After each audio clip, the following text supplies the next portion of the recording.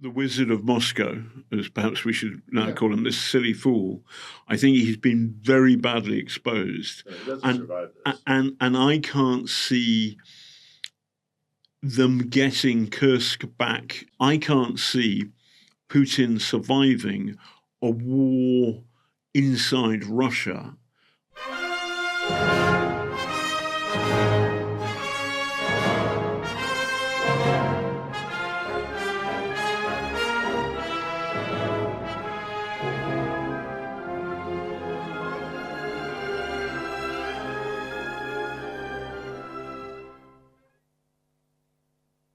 Hello. Our guest this week on The Edge is actually somebody I've already interviewed on my channel, journalist John Sweeney. And if you don't know John, he is a veteran journalist with many, many years working at the BBC. He traveled the world and interviewed many notables, including Donald J. Trump, or in Russia, the philosopher, in quotation marks, Alexander Dugin. He even doorstepped Vladimir Putin once, for which he got a swift punch to the ribs for his troubles. His latest book is about the murdered Russian dissident Alexei Navalny. We talk about that and so much more. Now keep in mind, this is a rather informal and comfortable conversation because John and I happen to be friends. So, take a look. Well, John, good to see you again, mate. You've got a new book out, and it is primarily talking about Navalny, Alexei Navalny, and his final days. Do you want to talk a little bit about that narrative without giving too much away from the book? No, I'm very happy to. All of my Ukrainian friends hate it that I've written this book about this dreadful man, Alexei Navalny, and it's called Alexei Navalny. It's called Murder in the Gulag: The Life and Death of Alexei Navalny. And I set out the evidence, I think, which is strong, is that Putin had him murdered.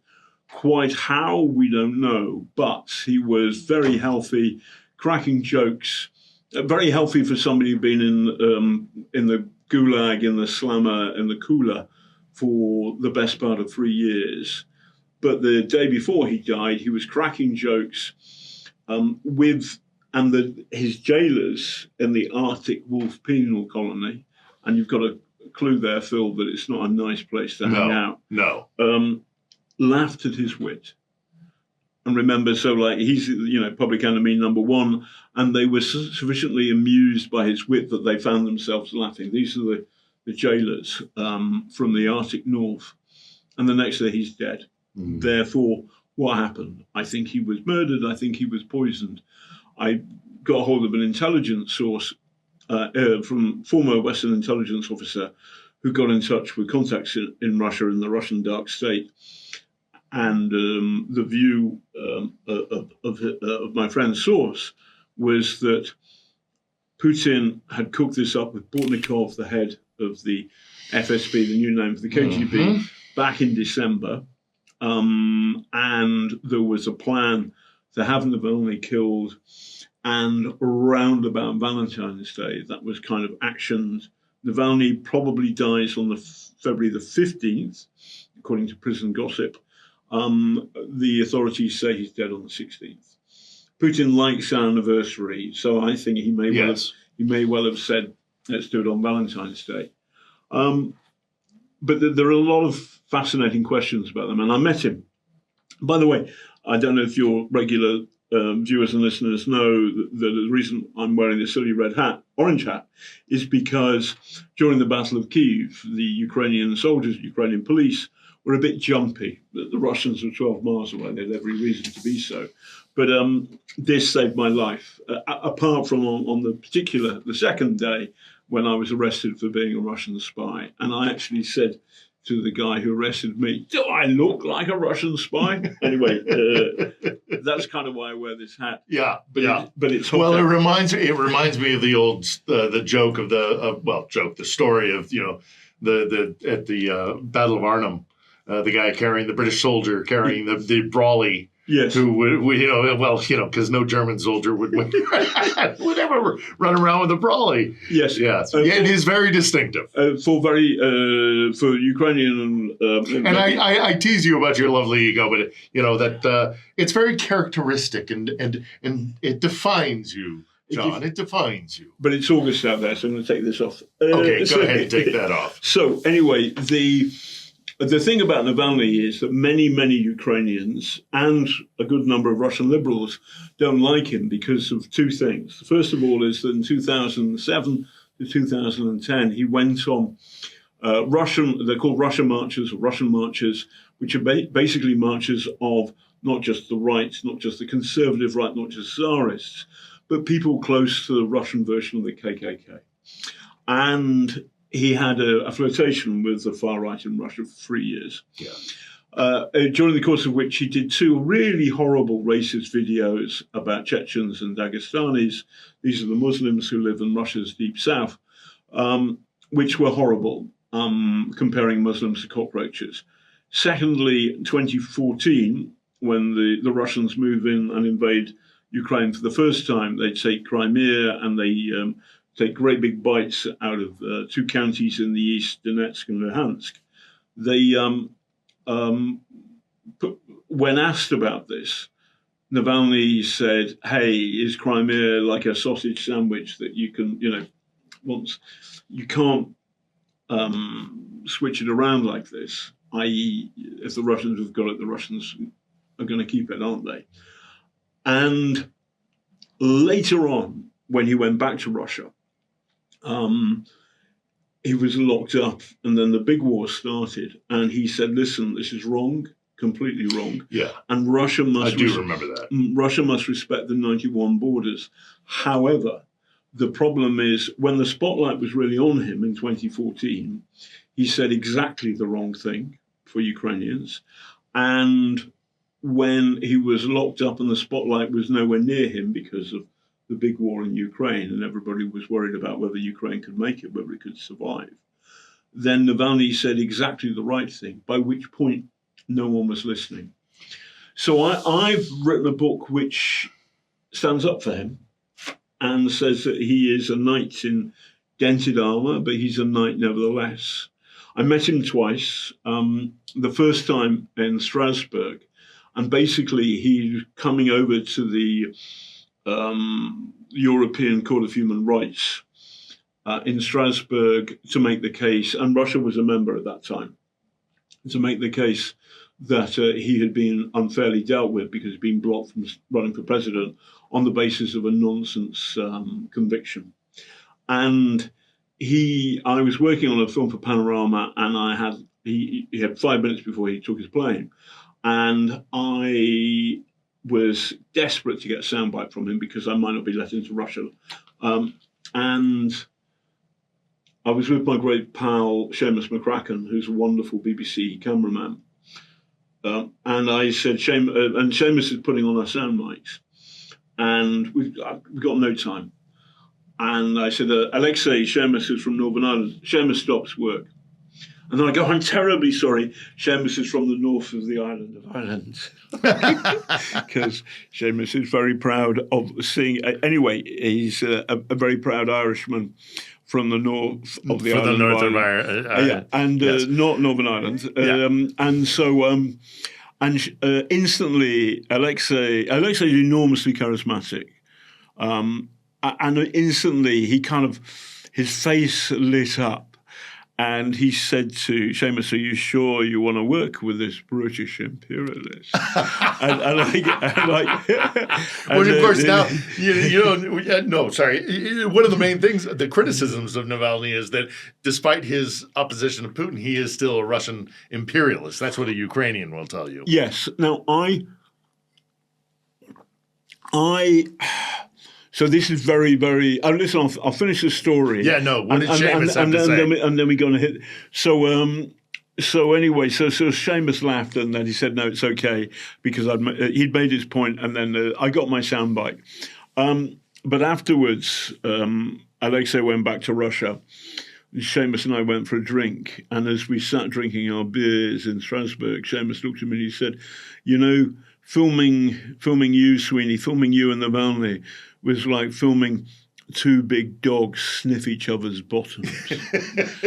Well, my only encounter with Navalny, and I didn't have direct interaction with him, but I was in his proximity during the Bolotnaya Square protests, which came about right after the switch between Putin and Medvedev. Yes, by the way, I like the phrase on Medvedev. There's a wonderful chap called Donald Rayfield, who's a retired professor of Russian at London University. I said, "What do you make of Medvedev?" And he said, "Al Capone's lawyer." Yes, right. Yes. So for people who don't know, what happens is the Russians used to have two-term rule, just like the Americans. I don't know why you people don't have a monarchy. Anyway, so Putin starts in 2000, first term 2004, second term 2004 to 8. At that point, Putin can no longer be president. That's right. What happens is he then switches with Al Capone's placeholder. With Al Capone's lawyer, who, by the way, is the only guy in the Kremlin who's actually shorter than Putin. That's the reason he gets his job. And then he's super loyal and shorter. What's not to like? Yeah. And then in 2012, they switch back. Yeah. And this pisses everybody off in Moscow. And Navalny leads the protests. Well, that's my point, is when I was in Bolotnaya Square, which was also called the White Ribbon Revolution, I didn't meet Navalny personally, but I was an eyewitness to what was one of his greatest strengths, which was organizing the people. He was extremely good at bringing people together from different opposition groups, getting them all in one place, all organized with the prior work that was needed to be done to not just show up on the square on the day, but also to kind of like promote this, these meetings they used to call them. So he was a extraordinary organizer of a very limited resource in Russia that is an opposition. But he really fought, and he fought very hard. So I think we should grasp the Ukrainian nettle that there's no point to Navalny or any of the others because they're all Russian imperialists. Yeah, well, the recent argument about Karamurza, for example. So, by the way, I championed Karamurza. There was a meeting organised by Sir Bill Browder, in London at the RAC, and I was invited to speak along with many other people, and I said, get him out. Mm-hmm. And I'm very glad, and thankfully, that the Americans did get him out. Now that he's out, I've actually been invited to a second meeting where we're all there to raise a glass to him, and I will, having said get him out, I kind of now want to say shut up, because what he's saying is, the problem is that I don't think ordinary Russians or even extraordinary Russians, and both Navalny and Karamurza and Ilyash, all of them are brave. Anybody, no doubt. They are brave and good. But the problem is that their view of the world is too Russocentric. Yes. And I give, and they do not understand the loss, the awful loss that the Ukrainians are suffering. I'm part of I love Ukraine. I love coming here. But this trip, I think, has been one of the most, of all of my times in Ukraine, this has been one of the most depressing because I've been away for 7 months. And so for example, I was visiting a friend in a central Ukrainian town, and there is a pedestrianised street where there is a war memorial, or rather a series of black and white photographs in squares, and on each part of the square there is a photograph of a dead Ukrainian soldier. Mm-hmm. And what's happened is, and I was there last year, and this year they have advanced this procession across onto the continuing street, but on the other side of the road. And now that it's not squares, it's octagons. And it just goes on and on and on. And to stand, you can sit in a cafe and watch mothers and wives with their kids come leave flowers. And this is just one small town, but it is happening across the whole country. Yes. And it's hard. You can spend quite a lot of time in Kyiv, and I've just been to the beach in Odessa as well. And you don't really get it because there are other things going on in the capital. And it's a different atmosphere, yeah, absolutely. But in the sticks, you feel a sense of the depth of the loss. And the problem is, I think there are two. I do think there is a difference between being Russocentric and being a Russian imperialist. So that, but there is a problem with the mindset. It kind of like talking to people in Britain in the 30s who don't get it that the empire's over. 100%. I agree with you 100%. I run into by the way, this but that doesn't mean that these people are bad. No. And also, and this is something I absolutely believe in, that I don't think that the West is going to give Ukraine the right amount of material to militarily defeat Russia. So I think the war stops when one of the two sides breaks down. And weirdly, I think Ukraine is internally stronger and more coherent and has got less, although Russia is far richer, I think that it is more likely that the war will stop when Russia falls apart, where the stresses on Russia make it fall apart. As the great Yale professor Timothy Snyder puts it, that it might be better for Russia to lose a war of empire. He's made the point that all empires actually benefit from a loss of a imperial war. And so it might, however it shakes out, whatever the defeat finally is for Russia, because inevitably Russia is going to lose this war. It can't win. It doesn't have the capacity to take Kharkiv or Odessa or not least of which. It could take. Well, maybe it could take Kharkiv. But for the moment, we've seen. But it won't. But it won't. Look, its imperial interests are lost here. Yes, they have lost Ukraine forever. Yes. And to finish Snyder's point, which gels with what we're talking about, this concept of self as empire, which defines even the opposition because it's so deeply ingrained in their sense of who they are, that by losing an imperial war and shattering that sense of self as empire, ultimately even the empire itself benefits. Yes, but my argument with my Ukrainian friends is, yes, I get it. These people still believe in Greater Russia, in some kind of Russian imperialism, but they are to be cherished because they're standing up to Putin, and Navalny in particular, his two great videos.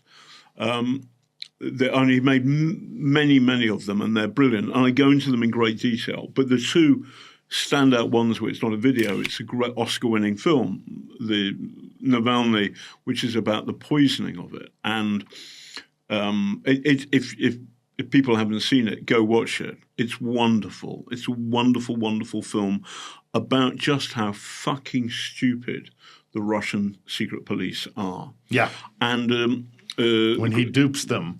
It's Chris. He pokes fun of them and him and the gang.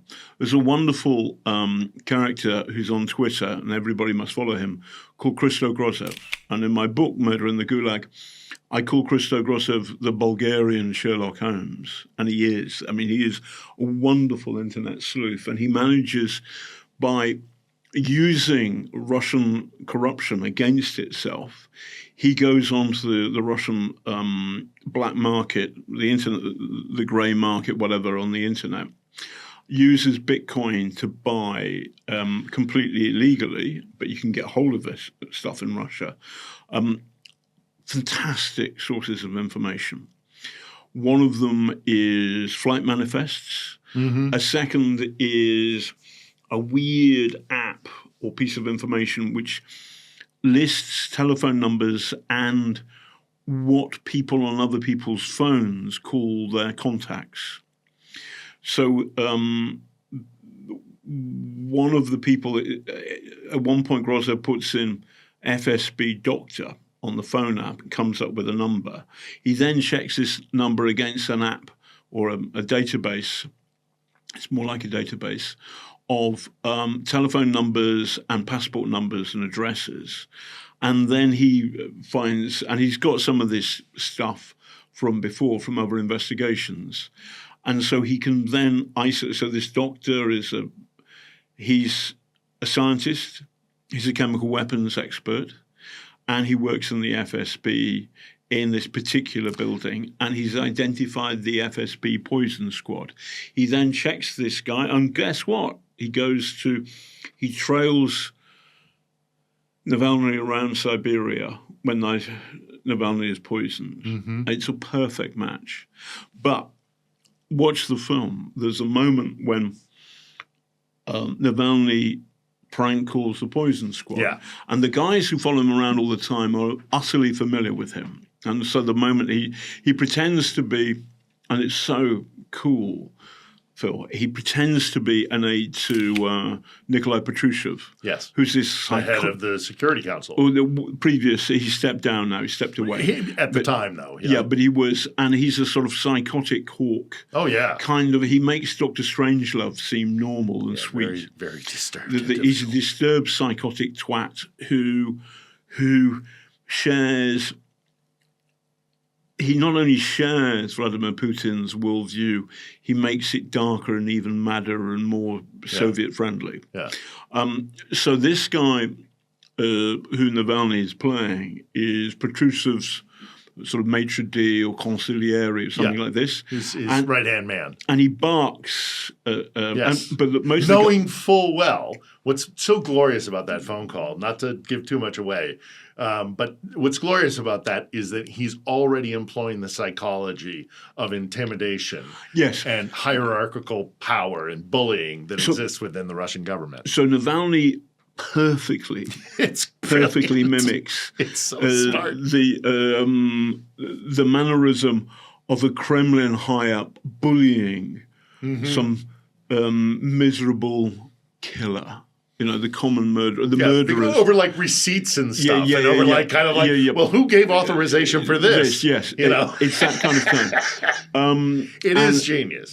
And he collars one of the poison. And funny, too. I mean, it's gloriously funny. Yes. By the way, so Grozov, the Bulgarian Sherlock Holmes, he tells a story in the documentary of the head, I think, of the GRU, or a senior head, Russian military intelligence, whose email account was hacked, and his first passport was Moscow 1. And he's hacked again, he changes it to Moscow 2. Hacked again, changes it to Moscow 3. And hacked again and changes it to Moscow 4. And so what Grozov says, there's a moment when they're thinking about whether this prank will work. And Navalny says, I don't think it's going to work. And Grozov looks at him and just goes, Moscow 4, Moscow 4. And that's the name, the title of one of my chapters. But then, and it's so glorious, he pretends to be Petrushev's consigliere.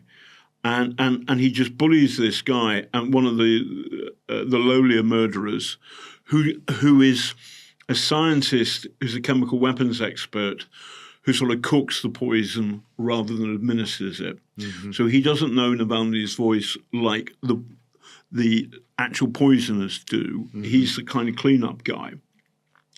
And the poor fucker has got COVID.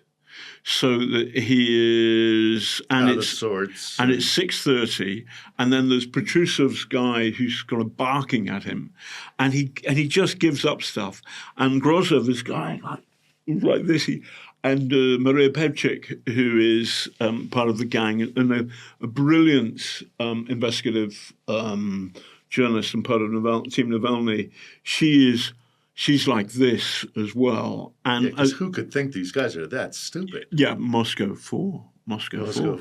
Yeah. And then, so what was the guy tried, I can't talk about, what was the mechanism? I can't talk about this. He's got a bad, it's COVID. I can't talk about this on the phone. I've got to write this report now. What was the... But you don't understand. I have to have my Form 22B in by Monday, and if I don't have it in by Monday, I'm going to catch hell. And if I catch hell, you're going to catch hell. It was on the underpants. It's the underpants. Where on the underpants? Yes. It was the seam of the underpants, the crotch. What colour were the underpants? Blue. And then the I mean, I shouldn't laugh. It's deadly serious, but it's just so Navalny puts the phone surreal. Navalny puts the phone down, and Grozov says, "They're going to kill him." And they, I listen. I mean, not to be glib, but I mean, yes. I mean, it's gallows humor, but it is. But that's true. Very serious. But at the same time, it is a brilliant investigation into the stupidity of the Russian dark state. Yeah. And watch that film. And then the second film is Putin's Palace. Yeah, the Medusa collaboration he did where he revealed the decadence and the abuse. And there was, there's a kind of gold... the opulence. There's obscene. Gold toilet roll holder, a toilet cleaner, toilet brush holder, gold, made of gold, $700. And 120 million people have watched this. Yeah. So when my Ukrainian friends, who I love and admire, say, he's just another Russian fascist. No, he's not. No. Yes, he's Russocentric. Yes, he believes in a greater Russia. Yes, you can call him a Russian imperialist. However, he was saying something that there is, absolutely clearly, with a wonderfully powerful voice, there was something rotten inside the Kremlin from Putin down, and exposing that rottenness was both extraordinarily brave and good in the long term, because ordinary Russians will be able to come to terms with I think in the future, with the disaster that Putin represents. And they've also got to say to themselves, well, actually, we were told. Now, it cuts both ways. I also feel a little bit about Navalny is that he's a bit like von Stauffenberg. And von Stauffenberg was a Nazi, stopped being a Nazi, or who woke up from still a very patriotic German. Patriotic is almost being polite, but he tried to kill Hitler. Right. And the idea that all Germans went along with what Hitler was doing. No, there were people who wanted to say, stop this.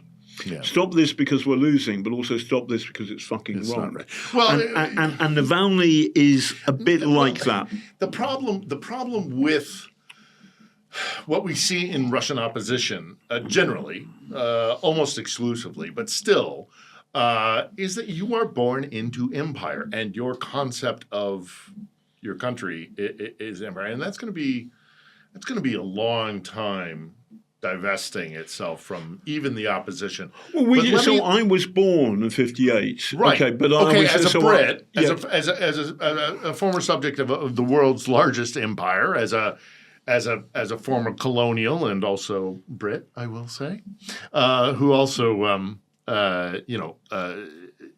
struggles with concept of empire. But we have a very different perspective on it because it's in our rearview mirror, sort of. Yes. Well, I mean, the American empire being what it is, but it's a very different beast. We got over it. But yes. we actually got over it in part because although we won the Second World War, it broke us financially. Mm-hmm.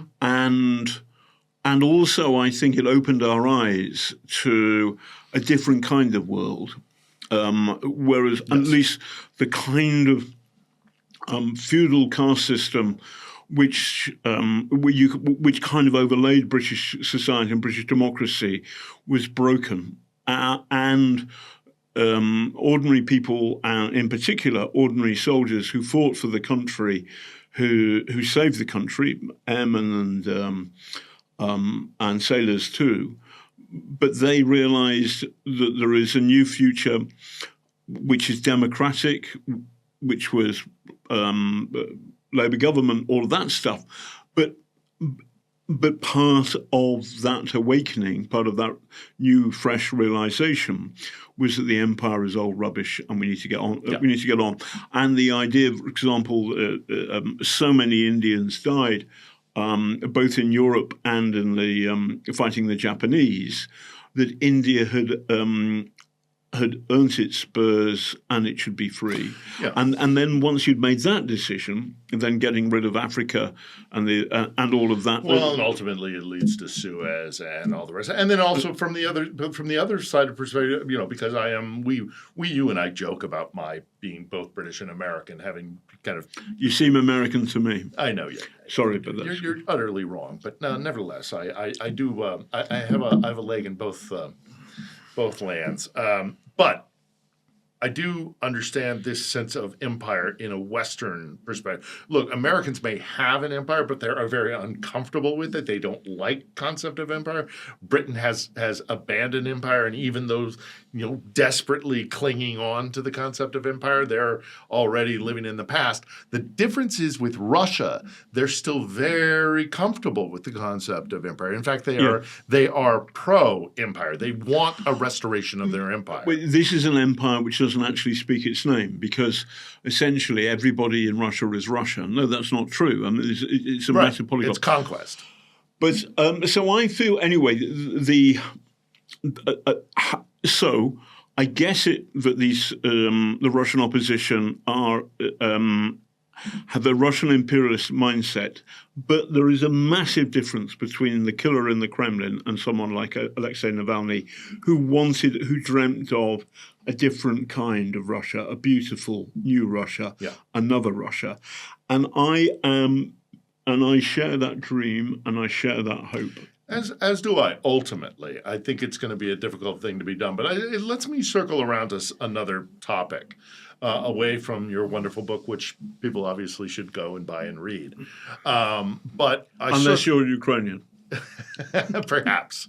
But it lets me just circle around to another topic, which, generally we don't do hard news here on the podcast. We kind of like to talk about more comprehensive things, but this is such a significant event in the course of this war that it will be reflected on, and not to use a perhaps ill chosen idiom, but the Rubicon has been crossed, the river's been crossed, when we talk about what has recently happened with Ukraine's incursion into Russian territory in the oblast of Kursk. It's not an incursion. Invasion, incursion, seizures, special military operation. It's a special military operation. Yes, indeed.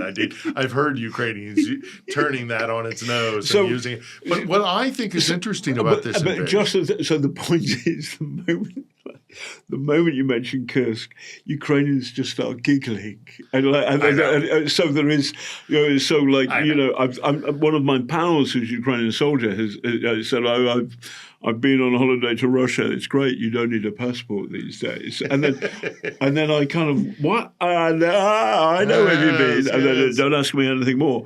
I said, what was it like? And he said, well, it was cool, so this is. So let's remember that Ukraine is paying a terrible price in blood. The war has been going miserably for Ukraine for about longer than a year since the failure. It's been bogged down in and Ukraine. So the point is, where Russia turns the war into a meat grinder, Russia wins. And Ukraine has not been able to do a fast war of maneuver. Bingo.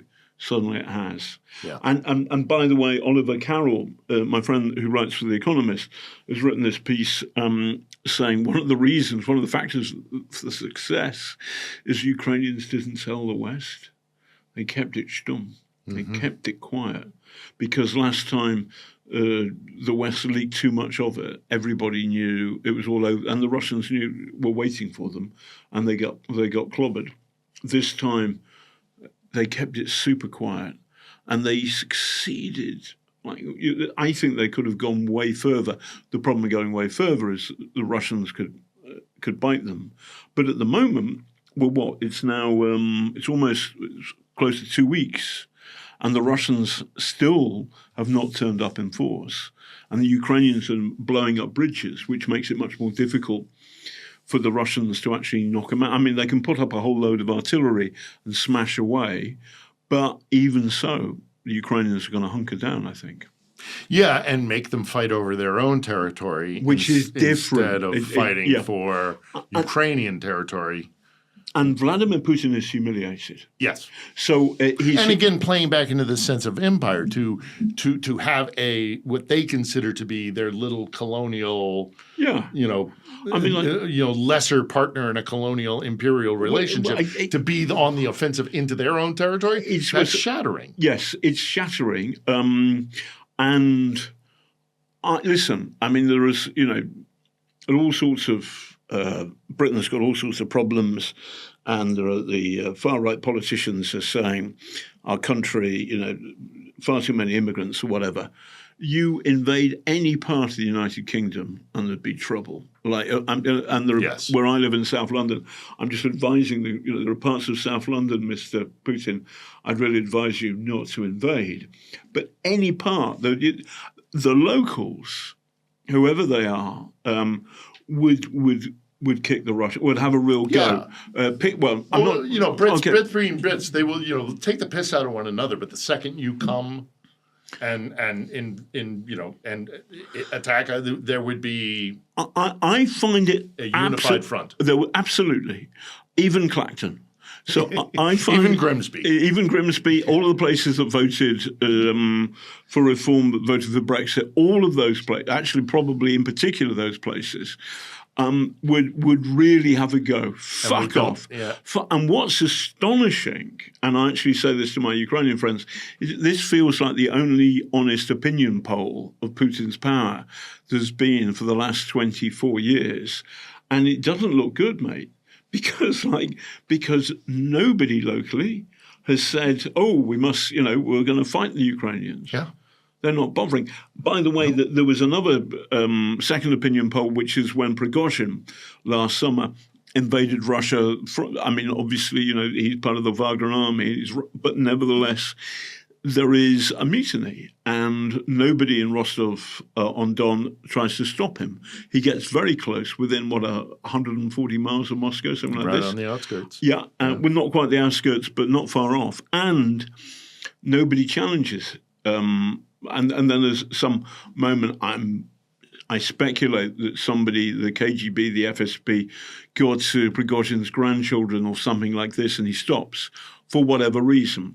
But both times, Prigozhin's mutiny and now the Ukrainian special military operation, the Russians don't give a tuppenny damn about standing by the killer in the Kremlin. The soldiers are grabbing everything that isn't nailed down, and the apparatchiks and the government officials, they're grabbing everything that isn't nailed down in the advance of the Ukrainians and then pissing off. They run away. The locals are grabbing their valuables and taking off as well, or waiting for the Ukrainians. Quite a lot of patiently. Quite a lot of state. Right. But the other thing my pal was saying is what the Russians did do is they started looting all the shops. Not the Ukrainians. No. The Russians who stayed started looting the shops. But apart from sort of stealing stuff from their friends and neighbours, there's no hostility. No. And they were doing checks. What they wanted to know is, let's have a look at your passport. If you're local, fine. If you're not local, you might be a soldier. So it's a fair question. But actually, when Russia invaded Ukraine, there was dozens and dozens and dozens of little videos of Ukrainian tractor drivers stealing tanks, of people on motorbikes, people throwing stones, everything. Yeah. Nothing like it. No. Washing machines, they were grabbing everything. So I think that the meat grinders continuing in Donetsk, Ukrainians are in real trouble there, and that Pokrovsk, Yes. that's all going to happen. But remember, Ukraine is vast. But in terms of international humiliation, Putin has got a real problem. And for the moment, Yeah. he's casting it as an internal matter, and that there's no proper focus. But there is a real, even inside a dictatorship like Putin's, there is a degree of public opinion, and the public needs to be told a story that makes some kind of sense. Yes. And at the moment, none of that is happening, which is why, like my Ukrainian friends, I'm giggling.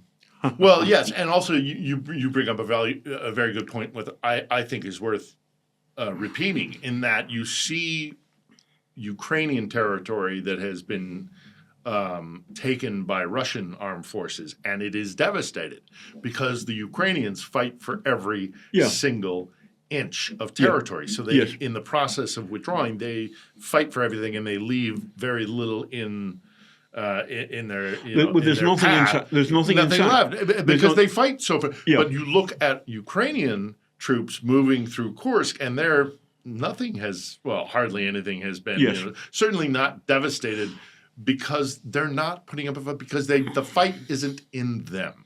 The fight is in Ukraine, and so you can see the result in the east. The fight is not in the Russians, which is why they're maneuvering through almost pristine villages. Yeah, and they've blown up 3 bridges. Yes.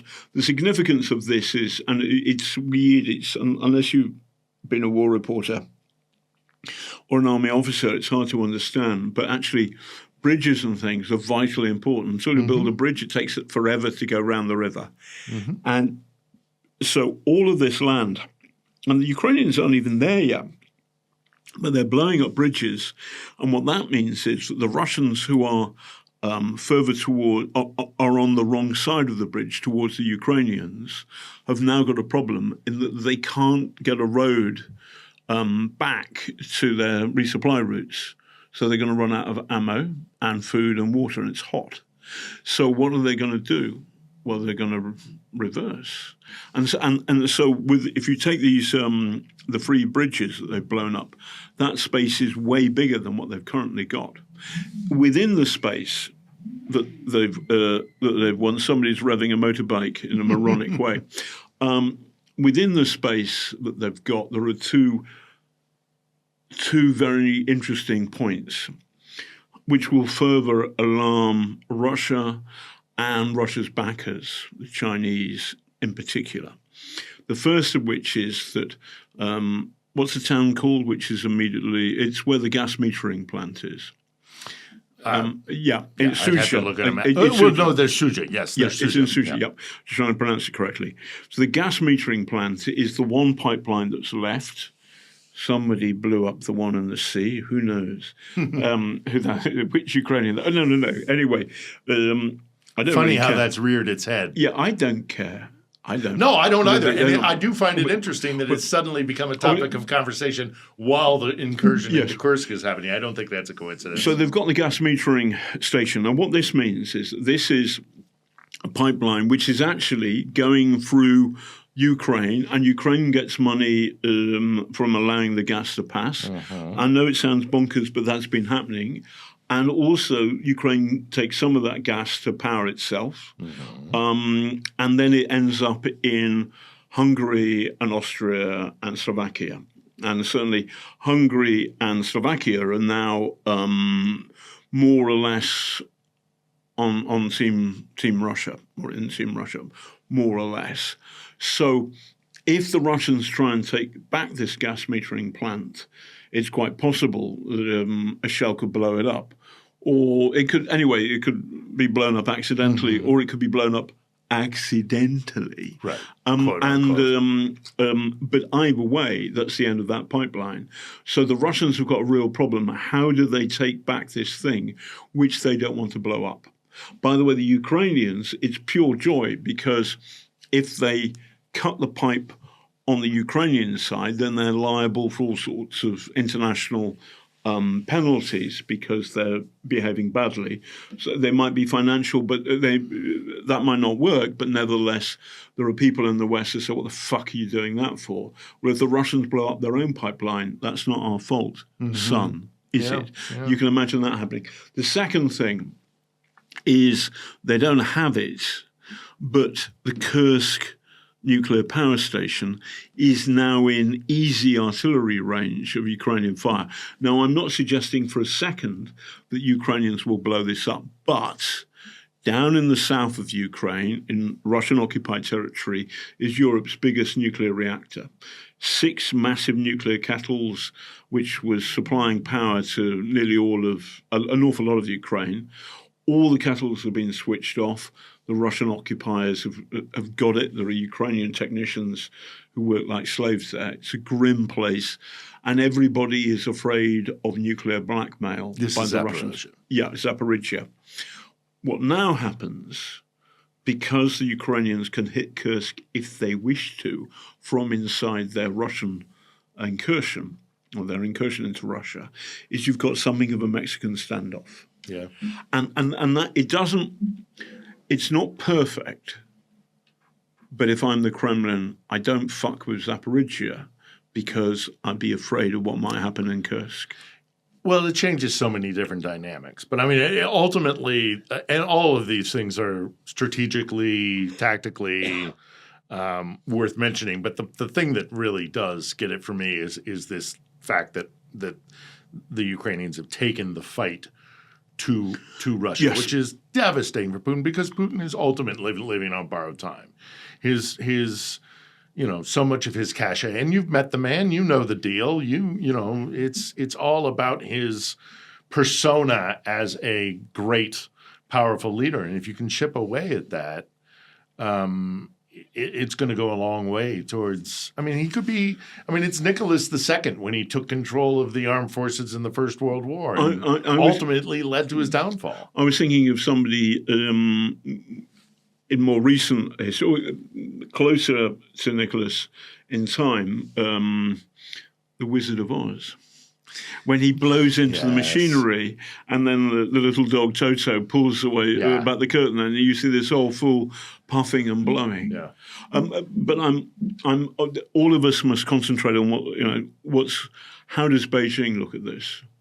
And so there's a story in the FT that the Chinese are now paying far less. They've made a decision to cut the amount of money they're giving to Russia for oil and gas. They're reducing that money. Putin's just gone to Azerbaijan, and you only go there. You don't go there for the beach. You go there for oil and gas. Right. So it may be somewhere that Putin's thinking, well, listen, I can see if I can flog my oil or route my oil and gas through Azerbaijan, and they can flog it. Yeah, hide it in their market or something like this. Yeah. But none of this looks good internationally. My hype now, and there's one more piece of information, which is there is talk about some kind of peace talks happening in Qatar, and Putin pulling out of them because of the Ukrainian special military operation. And I put a bit of money on this. I mean, do I know for any of this for a fact? No. But I put a fiver on these talks being real because I feel and sense the exhaustion here in Ukraine. So I think Ukraine, they're never going to sign a peace deal with Russia, signing away places like Mariupol or Donetsk. They're not going to, or Crimea. They're not going to do that. However, a thing where the war stops, you have a North Korea, South Korea thing, and the fighting stops. Part of me can imagine that happening, and then a DMZ, as it were, a kind of DMZ, no peace deal, and if Zelensky signs a peace deal, somebody will kill him. I think his life will be in danger. No peace deal, but an effective kind of stopping of the killing. Now, suddenly, the Ukrainians, having got a chunk of Russia, and the way they've done it, it looks as though they could hold it. I think they can hold this for a long time. And one of my friend who's been there on holiday without the passport says, no, we're gonna hold it. And it's clear it's not they're not holding it because it is not part of Ukraine's military strategy to invade Russia. They're holding it because Russia has invaded Ukraine, and this is a swap. It's a means to an end. Yes. Well, one of the other things that indicates that to me as well is that when I saw a video that that kind of went viral of Ukrainian soldiers going into supermarkets and kind of grabbing foodstuffs and kind of foraging, and I mentioned this to a friend that I have in a contact that I have in Ukraine's military, and they kind of said, no, our supply chain is fine. We knew exactly what we were doing. Our soldiers are well fed, they were well supplied. They didn't anticipate that Russia would abandon their citizens and not leave them with means to have support, like pensioners and what have you. Yes. So those soldiers weren't foraging for, or going in and taking that food for themselves. They were taking it because they suddenly had, a local food crisis. Food, crisis that they had to then feed people. This is a problem of imperialism. I just say to it. One of the other things I was joking with some Ukrainian pals in the Buena Vista late one night was just they were talking about how lots of people there in Kursk and also Belgorod they speak Ukrainian. Yes, I heard that too. Yes. Yeah, and there's an old lady in sticks who surprised. Talks they were surprised. The Ukrainian armed forces are surprised. They're being met with Ukrainian speakers. Yeah, and then it was late and a drink had been taken, and I said, "So yes, I think Vladivostok is Ukrainian too, but please." Don't invade Alaska. That's going to be complicated. But I'd rather have Ukrainians in Alaska, maybe perhaps, than some of the nutters that are up there. But I think I've probably pissed off some of my Alaskan audience, but I'll live with it.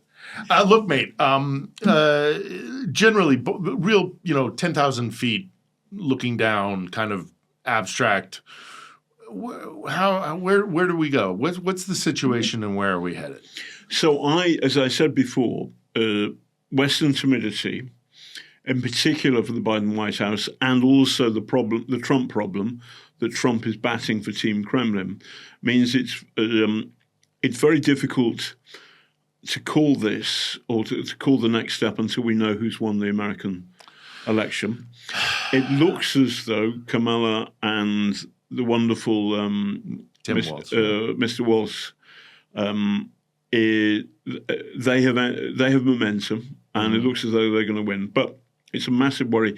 But I think Biden and the West Wing are worried about helping the Ukrainians too much, which leads to some kind of you and I have discussed this Russian escalation. Yes, which then could be turned into propaganda for the Trump team.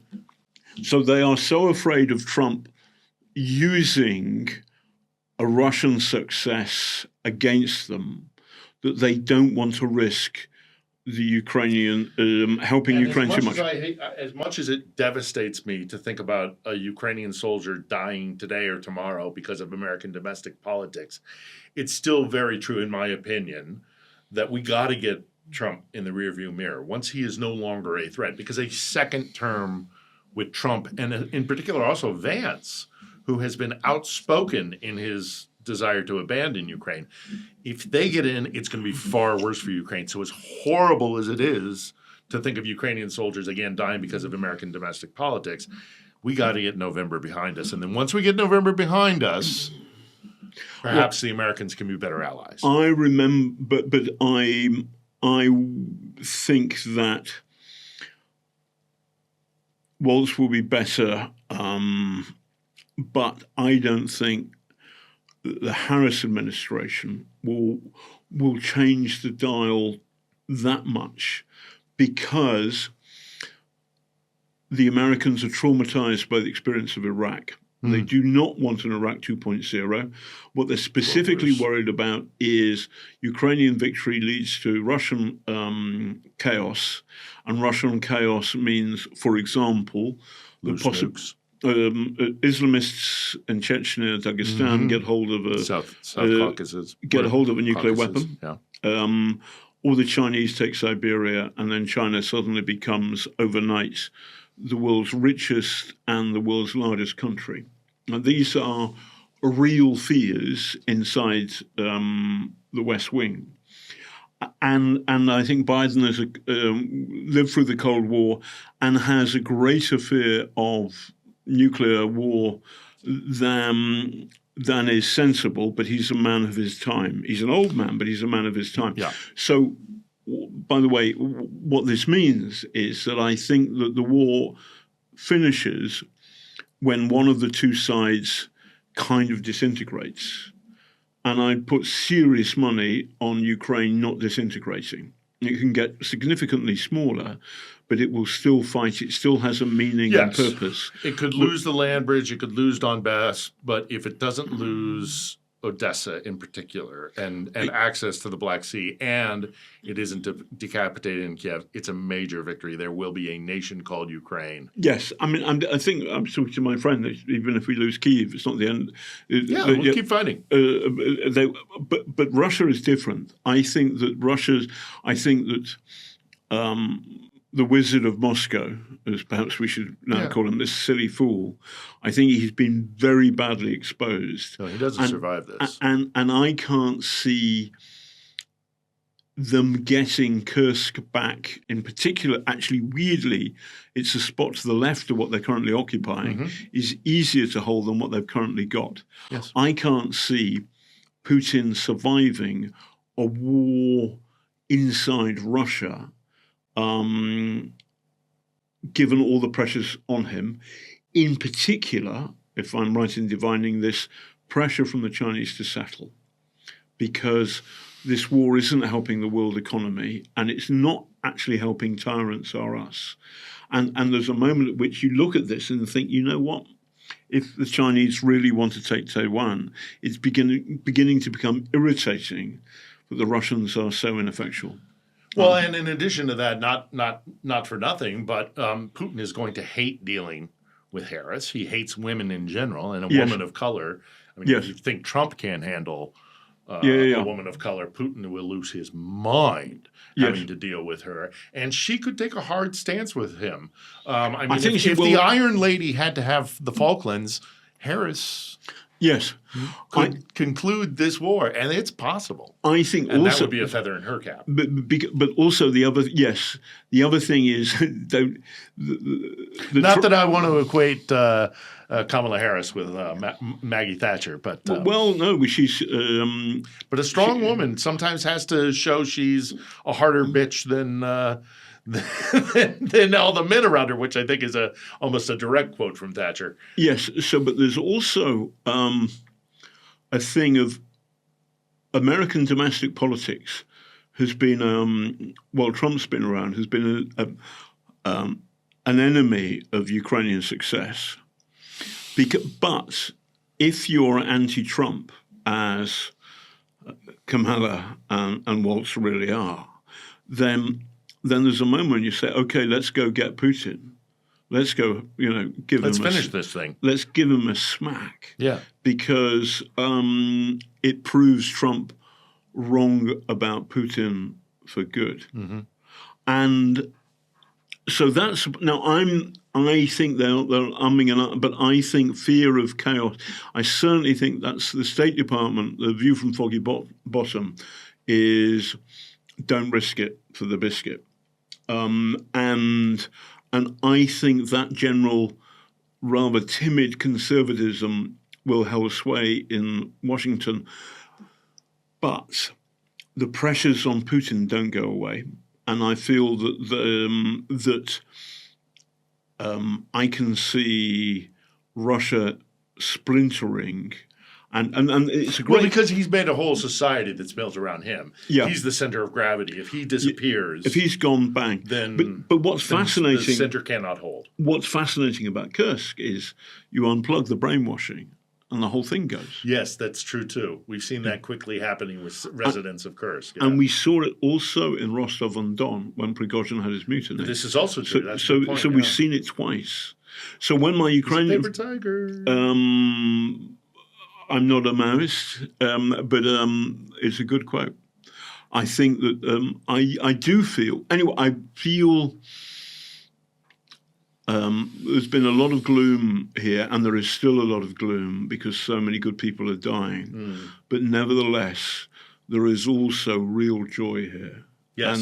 And just the moment I said to my Ukrainian pals in the Buena Vista, please don't invade Alaska. Well, I think the worm is turning against autocracy. They've Yes. Whether it's Trump or whether it's Putin, either way, and I'm here for it. So look, we got to get November behind us, and we have to keep the pressure on Putin by means of hitting him where he's weakest. And if that's in Kursk, then so be it. We hold on to Donetsk as much as we can. As you mentioned, it's incremental gains for them there. But there are a ton of But ultimately, the die is cast. Yes. Russia has lost this war. They just don't know it yet. Yes, but we've also got to do much better on sanctions. We've got, and also we got to say to the Chinese, you cannot benefit from the international rules-based order and our market and take the piss in the way that you are doing. Mm-hmm. So which is it? And we say to the Indians or who else, you want to make the Apple iPhone? Well, we're no longer pleased with the current manufacturers. Yeah. And those messages, I think, are very, very important. But yeah, I do feel optimistic. I do. I know, it's a weird feeling. Right, can I have a drink now? Yes, you can.